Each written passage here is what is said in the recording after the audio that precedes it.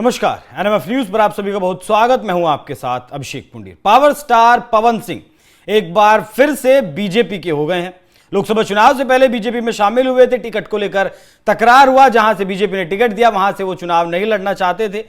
उपेंद्र कुशवाहा के सामने चुनाव लड़े थे, हालांकि हार गए थे। लेकिन अब एक बार फिर से बीजेपी ने ताकत दिखाई है और पावर स्टार पवन सिंह की जो ताकत है वो बीजेपी के साथ बिहार चुनाव से पहले मिल गई है। क्या कुछ अब बिहार के विधानसभा चुनाव में बीजेपी के लिए समीकरण बदलने वाले हैं, उसी विषय पर चर्चा करेंगे। और साथ ही चर्चा यह भी करेंगे कि आखिरकार एक बार बीजेपी से वापस आने के बाद पवन सिंह बीजेपी में शामिल क्यों हुए हैं, पर्दे के पीछे की कहानी क्या है। विनोद तावड़े जैसे नेता मौजूद जब रहते हैं, ऐसे में जब पवन सिंह शामिल होते हैं बीजेपी में, तो अपने आप में इस बात के मायने खुद ब खुद बड़े हो जाते हैं। मेरे साथ मौजूद हैं बिहार की राजनीति को समझने वाले हमारे वरिष्ठ सहयोगी पंकज प्रसून। सर, बहुत स्वागत आपका। मुस्कुराए कहा रहे हैं सर शुरुआत में ही पवन सिंह का नाम आते ही? नहीं, ये कहा करते थे पावर यहीं से शुरू होला। इनका एकदम फेवरेट डायलॉग था, पावर यहीं से शुरू होला, मतलब मेरे से ही पावर शुरू होता है। आज जब मैं देख रहा था इनको, कभी उपेंद्र कुशवाहा का पांव पकड़ के प्रणाम कर रहे हैं, अभी अमित शाह के यहाँ जाके पांव पकड़ के प्रणाम कर रहे हैं, तो इसलिए मैं मुस्कुरा दिया। मुझे पता है कि इस देश में पावर कहां से शुरू होला। तो एक अच्छी बात है ना सर, नहीं बोलना चाहिए ना ज्यादा, इसलिए सामान्य जीवन में भी।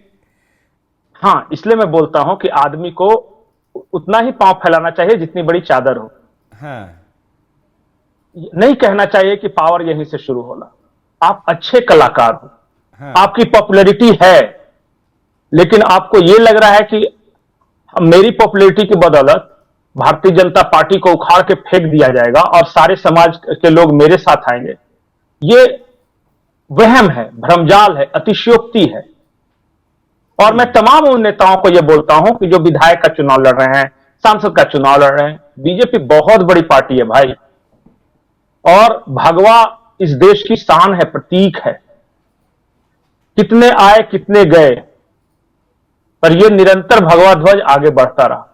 इसलिए मैं बोल रहा हूं कि जब भगवा के बैनर तले हैं तभी आप महान हैं। एक बार उस नाव से उतर कर देखिए, पता चल जाता है कि हम हैं कहां। खैर, ये सब छोड़िए। जो समाचार है वो मैं बता देता हूं। खबर यह है कि पवन सिंह ने इससे पहले भी कोशिश की थी, राजनाथ सिंह से मुलाकात की थी दिल्ली में जाके, और उसके बाद बीजेपी के कुछ शीर्ष नेताओं से भी संपर्क साधा था। लेकिन उस वक्त यह कहा गया था इनको कि देखिए पवन जी, अगर आप आते हैं तो कुशवाहा वोटर के नाराज होने की संभावना है, क्योंकि आप पिछली बार उपेंद्र कुशवाहा समाज के सबसे बड़े नेता के खिलाफ लड़े थे चुनाव काराकाट से, तो यह किसी तरह मैनेज कीजिए, हमें कोई आपत्ति नहीं। तो उसी लिए आज उपेंद्र कुशवाहा से मुलाकात हुई, बातचीत हुई। उपेंद्र कुशवाहा ने कहा कि पर्सनल कुछ थोड़ी ना है, अरे इतनी लंबी राजनीति है, कभी कोई साथ आया कोई बिछड़ा, ये सब होता रहता है, तो आइए, आप तो मेरे भाई हैं, एक काम कीजिए। बड़े खुश नजर आ रहे हैं जब उनके पांव छू रहे हैं पवन सिंह, बड़े खुश नजर आ रहे हैं। नहीं, दोनों का कंटेक्ट देखिए। अगर पवन सिंह उपेंद्र कुशवाहा के खिलाफ लड़ रहे हैं तो उपेंद्र कुशवाहा भी हार गए और पवन सिंह तो हारे ही हारे। अब क्या होगा कि पवन सिंह आरा से, उपेंद्र कुशवाहा काराकाट से, मेरे लोकसभा क्षेत्र से, दोनों सांसद, अगली बार के लिए राह आसान हो जाता है ना। देखिए, दोनों ने जो वोट लाया है वो एनडीए का वोट लाया है। यह अलग बात है कि एनडीए का वोट दो भागों में डिवाइड हो गया था, बीच में कम्युनिस्ट जीत गया। यही होता है, जब इस देश के हिंदू आपस में लड़ते हैं तो कम्युनिस्ट विदेशी ताकतें जीत जाती हैं। ये पूरे देश के लिए मैसेज है। टिकट के लिए आपस में जाति पाति के नाम पर अब तो हुआ यह है कि ये खबर है ये कि अभी जब अमित शाह से मुलाकात हो गई, आशीर्वाद ले लिया, तो आज शाम को ही बीजेपी में आधिकारिक रूप से शामिल होने की घोषणा कर दी जाएगी। और जो लिस्ट आएगा, शायद पहला लिस्ट में नाम होगा या नहीं होगा ये मुझे नहीं पता, क्योंकि एनडीए की पहली लिस्ट बनकर तैयार है, तो दूसरे लिस्ट में इनका नाम आ जाएगा कि ये कहां से चुनाव लड़ेंगे। और मैं फिलहाल तो इतना ही कह सकता हूं कि आरा जिला में ही किसी विधानसभा सीट से इनको लड़ाने की योजना है। अब वो कौन सी सीट होगी वो ऑफिशियल आ जाने दीजिए। चलिए, मतलब कि पिछले सारे जिले शिकवे भैया जी अभी तो फिलहाल अभी तो फिलहाल वापसी हो जाएगी। अब देखिए, मैं इतना बता सकता हूं कि इनकी वापसी से राजपूत समाज का यंग वोटर खास करके हाँ। एक बार फिर से जो इनके क्रेज में इधर उधर गया था वो वापस बीजेपी की ओर आ जाएगा। आरके सिंह हैं, आरा से सांसद थे पहले, वो पिछले 2-3 दिनों से जो स्टेटमेंट दे रहे थे कि सबक सिखा देंगे, क्षत्रिय समाज हिला डालेगा भाजपा को, तो वो अब समझ जाएंगे कि आरा से एक और पवन सिंह आ गया, क्षत्रिय समाज का पॉपुलर चेहरा। कितने तो हो विधानसभा सकता है सीटों कि पर असर दिखेगा? मैं सुन रहा हूं कि 20 से 25 विधानसभा सीटों पर असर दिख सकता है। नहीं, 20 से 25 विधानसभा सीटों पर राजपूत मतदाताओं का सीधा असर है। बीजेपी के पास जो बड़े राजपूत चेहरे हैं, राजीव प्रताप रूढ़ी, अब पवन सिंह हो गए हैं जो यंग अपेक्षाकृत हैं, और जो पहले वाले चेहरे हैं राधा मोहन सिंह और ये आरके सिंह, ये सब को जोड़ सकते हैं। वो कुल मिला के 36 राजपूत विधायक हैं एनडीए से। दूर दूर तक महागठबंधन और दूसरे दलों से हो भी नहीं सकते इतने राजपूत विधायक। तो राजपूत समाज में संदेश ये जाएगा कि देखो भाई, हंस के रोके जैसे भी रहो, एनडीए राजपूत यहीं पे सम्मान मिलेगा। क्योंकि आप अगर आज ये कह दोगे कि क्षत्रिय समाज सबक सिखा देगा एनडीए को, तो जाओगे कहां? आरजेडी में, जो कि भूरा बाल साफ करने की बात करता है, या प्रशांत पांडे वाली पार्टी में, जिसका इसी बात की संभावना नहीं है कि जीतेंगे कितने। इनका तो कम से कम 36 विधायक है ना। तो एक मैसेज जाएगा कि चलो, राजपूत समाज में बीजेपी हर समाज को एक एक करके जोड़ रही है अपने साथ, और मतलब एनडीए जोड़ रही है। क्योंकि देखिए क्या होता है कि बाकी एक जो सामने वाला है वो है माई, मतलब मुस्लिम यादव। माई बाप भी हो गया सर अब तो वहां। अब बाप रामविलास पासवान बनाए थे, ब्राह्मण पासवान दोनों को बाप कहते थे। खैर वो अलग बात है, लेकिन एनडीए का दावा यह है कि हम सभी समाजों का प्रतिनिधित्व करते हैं। तो चलिए, राजपूत को दो बढ़िया चेहरा मिला है, राजीव प्रताप रूढ़ी जो कि सांगा यात्रा कर रहे हैं पूरे बिहार में, आनंद मोहन जेडीयू से आ जाएंगे, उसके बाद पवन सिंह इधर आ ही जाएंगे। तो कुल मिलाकर राजपूत समाज का मोटा मोटी वोट आ जाएगा एनडीए की तरफ। ठीक है, यही प्रयास है कि जो बड़े पहचाने हुए चेहरे हैं उनको एनडीए में लिया जाए, ताकि उस समाज के वोटों को अपने पक्ष में इकट्ठा किया जा सके। बाकी तो थोड़ा बहुत नाराजगी हर समाज में रहती ही है, इधर उधर जाते ही हैं वोट। पवन सिंह की पत्नी के बारे में भी कयास है कि चुनाव लड़ सकती हैं, राजनीतिक मैदान में उतर सकती हैं। पवन सिंह की पत्नी अभी किस पार्टी से लड़ेगी उस बारे में तय नहीं है। उन्होंने कहा तो है कि चुनाव लड़ूंगी। वो औरंगाबाद की एक नबीनगर सीट है, वहां से कोशिश कर रही हैं, एक काराकाट जहां से पवन सिंह लोकसभा चुनाव लड़े थे, उस काराकाट विधानसभा सीट से लड़ती हैं। कहां से लड़ती हैं देखिए, जब तक क्लियर नहीं होगा बताया नहीं जा सकता, लेकिन इच्छा उनकी भी है लड़ने की। ठीक है, अच्छा एक बहुत मतलब मूल सवाल पे अगर मैं आऊं, पवन सिंह का जो स्टारडम है वो बिहार में है, आज का जो युवा है वो कोई दो राय नहीं, यूथ उन्हें पसंद करता है, उनका डायलॉग हुआ, उनके गाने हुए, या फिर उनकी बातों को यूथ मानता है। ऐसे में यूथ तेजस्वी यादव को भी पसंद करता है, बहुत बड़ा यूथ वहां है। तो क्या तेजस्वी यादव सीधे तौर पर हमलावर रहेंगे पवन सिंह के ऊपर? क्योंकि नहीं यूथ तो तारीफ भी कर चुके हैं तेजस्वी यादव की पवन सिंह।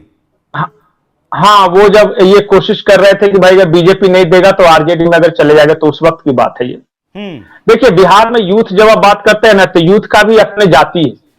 मैं जो बोल रहा हूं कि सवर्ण यूथ, खास करके राजपूत समाज का नौजवान, भूमिहार समाज का ब्राह्मण, ये तो पवन सिंह के चलते वोट देंगे।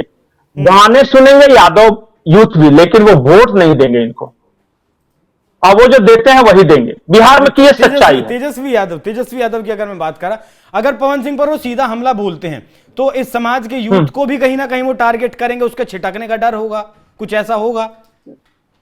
नहीं, जो जिस यूथ की बात कर, जो तेजस्वी को सपोर्ट करते हैं, वो सवर्ण समाज के यूथ बहुत कम संख्या में है, बहुत कम। तेजस्वी को पसंद करने वाले यूथ, मुस्लिम यूथ, यादव यूथ, इस तरह के हैं वो ज्यादा। नहीं सर, 1-2% तो ऐसा ज्यादा की मैं बात कर, जो इन्फ्लुएंस होगा पवन सिंह से। हाँ बिल्कुल, तभी तो लाया गया है। वैसे जो कि विद्रोही बागी से, हाँ ऐसे तो पर्सनल होता ही है, गाने से इन्फ्लुएंस है, स्टारडम से इन्फ्लुएंस है ही, लेकिन गाने के अलावा और बाकी मुझे देखिए वोट देने का मामला थोड़ा सा अलग हो जाता है। मैं भी पवन सिंह के गाने बहुत अच्छा सुनता था, लेकिन पिछली बार ऐसा थोड़ी है कि निर्दलीय को वोट दे दूंगा। निर्दलीय लड़े थे, तो इस तरह ये मतलब कि होता है, ये लोग ही ये सोचते हैं। मैं सबकी बात नहीं कर रहा हूं। पिछली बार पवन सिंह को इतना वोट जो आया था काराकाट में, वो उपेंद्र कुशवाहा को हराओ ये अभियान में सवर्णों के एक अच्छी खासी आबादी ने दे दिया था इन्हें वोट। ये सेकंड पे थे, पवन सिंह सेकंड पे थे और उपेंद्र कुशवाहा थर्ड पे चले गए थे। अच्छा, आखिरी सवाल सर, पवन सिंह के आने से बिहार में एनडीए का जीत की तरफ कदम बढ़ा है या जीत सुनिश्चित हो जाती है? अभी सुनिश्चित नहीं है, एक और स्टेप हुआ है तय। अभी तो बहुत सारी बातें कर रहे हैं ना एक साथ एनडीए वाले। देखिए, नीतीश सरकार और मोदी सरकार की योजनाएं सबसे ज्यादा असरदार इन दोनों को मानता हूं मैं।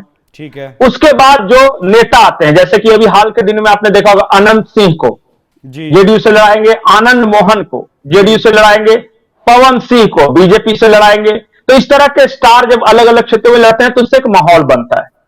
उसके अलावा जो एनडीए कर रही है, बहुत एकजुट होकर इस बार लड़ रही है। पिछली बार बहुत आपस में लड़ाई झगड़ा इनका था कि चिराग पासवान अलग लड़ रहे थे, उपेंद्र कुशवाहा अलग लड़ रहे थे, बीजेपी नीतीश कुमार एक तरफ से लड़ रही थी। तो अब वो सब यूनाइट हो गए हैं, तो एक इसका असर होगा।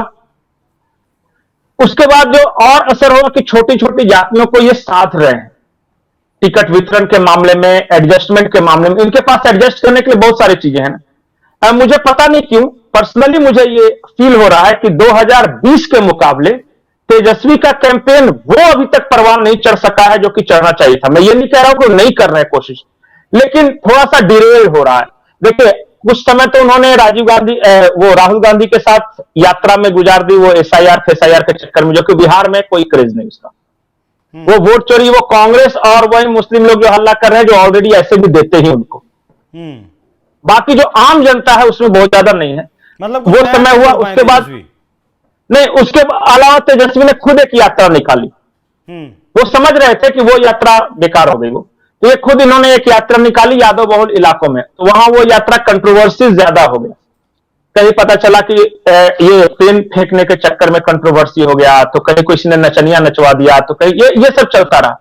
तो मुझे इसे पर्सनली होता है कि 2020 की मैं तुलना करूं तो अभी तक तेजस्वी को लेकर वो वाला क्रेज नहीं बन सका। हालांकि मैं अभी बोल रहा हूं कि मुकाबला क्लोज होगा, लेकिन सब कुछ डिपेंड करेगा यही कि प्रशांत किशोर कितना और किसका वोट काटते हैं। ठीक है, इस बात पे डिपेंड करेगा। मेरे हिसाब से आज की तारीख में एनडीए का वो ज्यादा काट रहे हैं वोट, एनडीए का वोट ज्यादा काट रहे हैं और ज्यादा काट रहे हैं। पवन सिंह के आने से जीत की तरफ एक मजबूत कदम एनडीए ने बढ़ाया है। अब वो तो नतीजे बताएंगे कि कितना मजबूत ये कदम होगा। बाकी बिहार के विधानसभा चुनाव से पहले भी बिहार में बहुत कुछ होना बाकी है। इस तरीके के और भी बहुत सारे फैसले, दिलचस्प फैसले लिए जाने बाकी हैं। पंकज सर, बहुत धन्यवाद आपका। बाकी दर्शकों, पवन सिंह एक बार फिर बीजेपी के हो गए हैं, इस पर आपकी क्या राय है कमेंट बॉक्स में जरूर बताइएगा। नमस्कार।